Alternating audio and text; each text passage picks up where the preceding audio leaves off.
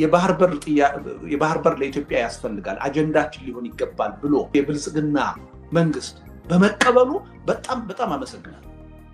ደስ ይለኛል፣ አጨበጭብለታል።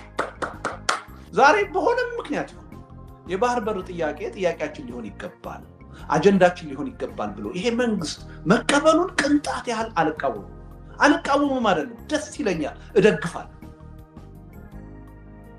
እዚህ ላይ ችግር የለብንም። እንደውም እኔ የማምነው የውጭ ጉዳይ ፖሊሲያችን አካል መሆን አለበት።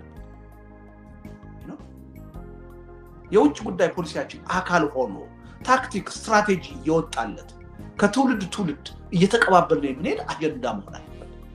በዛ ደረጃ መሰራት አለበት ብዬ ነው የማምነው። ስለዚህ አጀንዳውን መያዙን እደግፋለሁ እንጂ አልቃወምም። መንግስትንም ማመስገን ካለብኝ በዚህ ረገድ አመሰግናለሁ። ታንኪው መንግስት ይሄን በመቀበል 27 ዓመት ሙሉ አንቀበልም ብለው ብዙ ፍዳ አይተናል።